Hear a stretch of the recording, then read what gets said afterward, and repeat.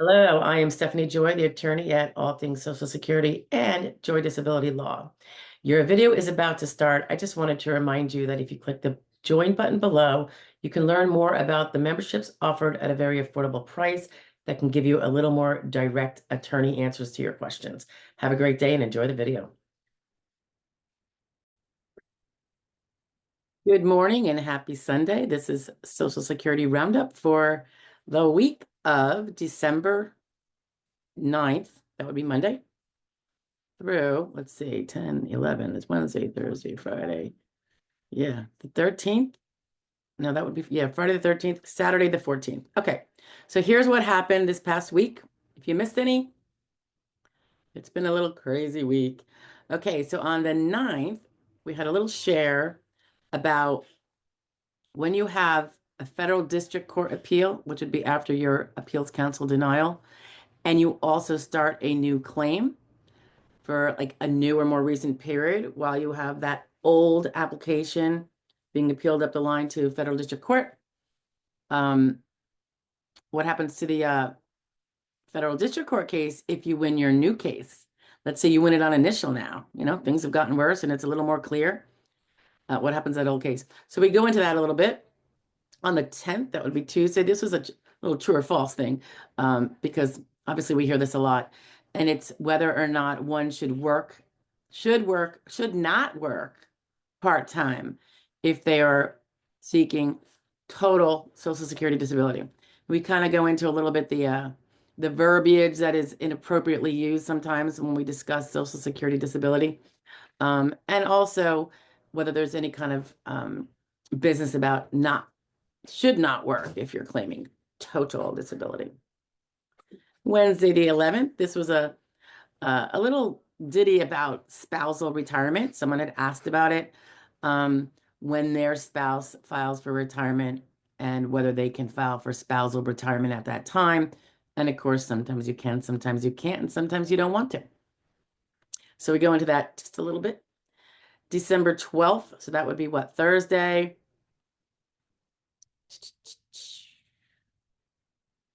Oh yeah, this one is great because this was like going on literally that day. So that's why I wanted to share it right on the spot because it was really good. I just learned that my client who had tried to do very limited part-time work sporadically in the past since becoming what we're going to say is the alleged onset date.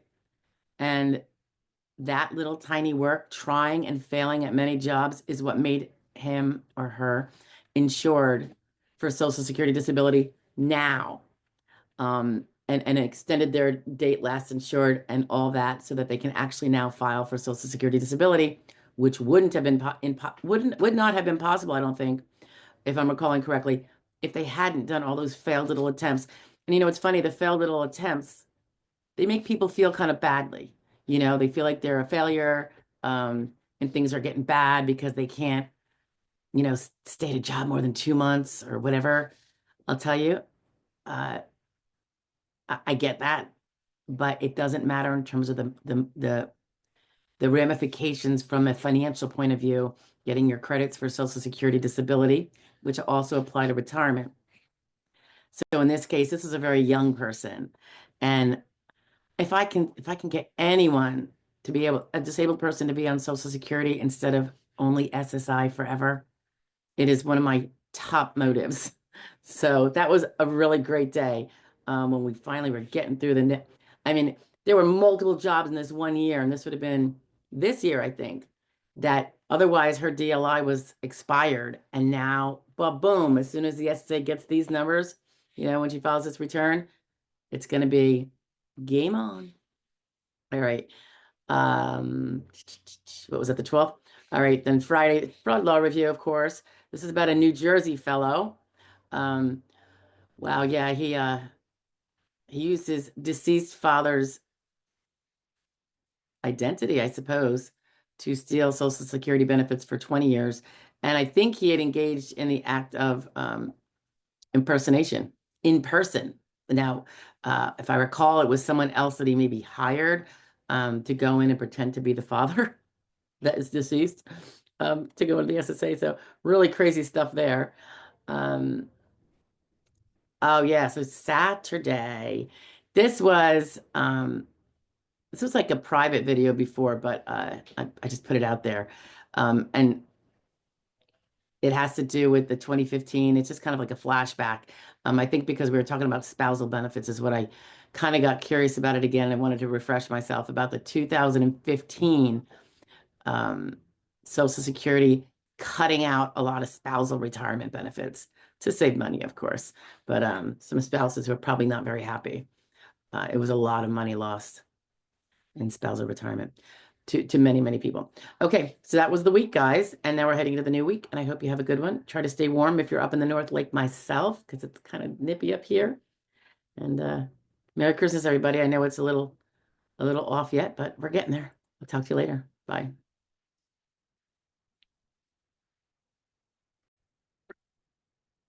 It's still Sunday. Did you miss last week's Social Security roundup?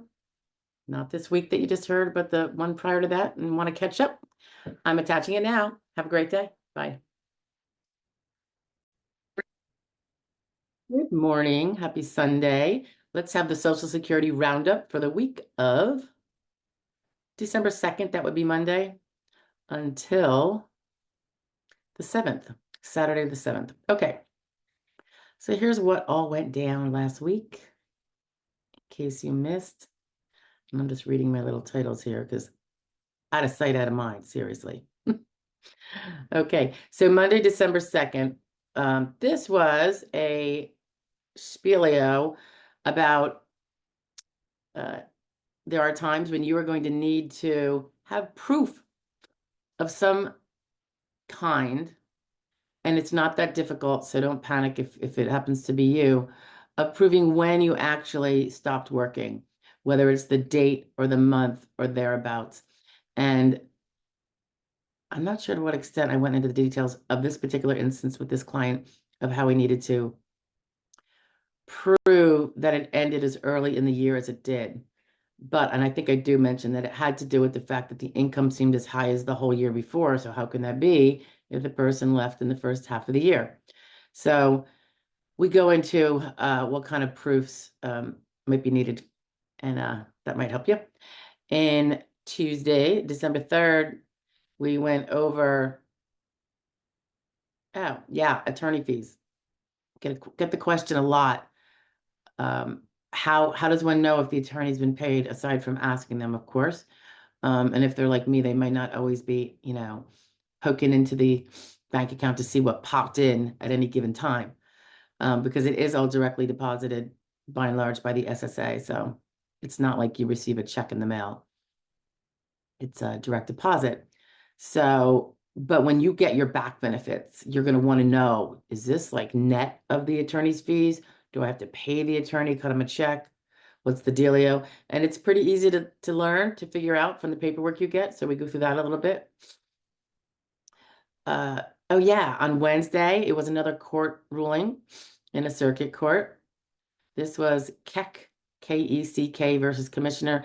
And it had to do with, which I really, really was liking, evidence of a person that would be off task to some level or another during the workday, even if they could show up for work and otherwise do the work. And the importance of a judge, for instance, considering the sustainability of the person doing the job, because there's a difference between being able to do certain tasks that are required in a job and being able to do them for 8 hours a day, 5 days a week, week after week after week. Sometimes people can pull off an 8 hour day. It might be a struggle, but they can do it. Does that mean they can do 5 days that week? Does that mean they can then do it the next week, the next week, and the next week for at least 6 months? And that's all about the sustainability of someone's capacities. And I think I really appreciate this case because I do see that being a major factor in so many cases. And I do not see as much consideration of that fact that an ALJ should apparently be giving it. And I suspect that's because a lot more people would be awarded, and maybe the system would crumble if they did grant this, but it is what it is. I mean, if you can't do sustained work, you're disabled. So I think it's really important that they come to that realization and require that it be looked at a little more closely. And, it's somewhat unfair to be picking that more vague kind of capacity need as the one to, put the denials on. So we'll see. I do like the result though. And the fact that this came out was really good. And that was Wednesday. And I think I have a cold. I was thinking it was allergies, and I just took an allergy pill like an hour ago. I don't know. It's feeling a little different. It feels slightly different. Okay. Um, yeah, that was the fourth. The fifth, this came up because someone was asking about it. If someone was, it's the theory of relativity, is like what I like to call it. If I am relatively incredibly disabled compared to what I was, because I was superwoman before, don't they consider that? No. I mean, if you lose half of your capacity for functioning, that's pretty significant. But if you were a superwoman to begin with, you could still be pretty darn good now, right? The higher you are, um, versus a less capacity person at their best, who then gets cut in half in terms of capacities, they might now be more apt to be disabled than the stronger person.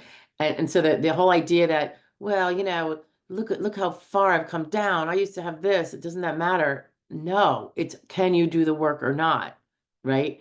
So people with higher brain power don't not have it easier. In fact, they probably have it harder to win disability, depending where you came from, in terms of your pre-disability status. And same thing with, and it's a little different, people would, say, but I used to make $150,000 a year. They can't expect me to live on 25,000. They don't expect you to do anything. This is just the insurance you bought. But anyway, relativity. You're not, if you're relatively incredibly disabled compared to what you used to be, that is not the question. The question is, are you disabled, and can you do some sort of work full time? So the people that come from, higher places in life, theoretically, who might feel like they should maybe get a little more sway because they lost so much. It's because they had a lot to lose, but compared to the other guy who never had quite that much to begin with. So no, that's not going to help you. And don't spend your application time or your function report time trying to make it count, because it's not going to work out well for you. Okay. Friday was fraud law review. This is about an Arkansas fellow who stole a lot of money, like $250,000 from Social Security disability over the course of a 20-year period. And of course, I'm always asking, do you think this is a good sentence? Is it a weak sentence? As you know, I'm probably pretty tough on that stuff. I think when you're stealing from the Social Security Disability Fund or stealing SSI from the general fund, that the punishment should be very austere. Just my opinion. All righty. And Saturday, December 7th. I can't believe it's December. The question was, can you file for Social Security retirement early at, say, 62, but then after that file for disability? And we go over the issues back and forth with that, the pros, the cons, when you can, when you can't, and all that. It's a quickie, but we touch on a few different areas there. And that was it, guys, Saturday. So I hope you all had a great week. I hope you have a better week coming up. Stay safe, stay healthy, and stay happy if you can. I'll talk to you later. Bye.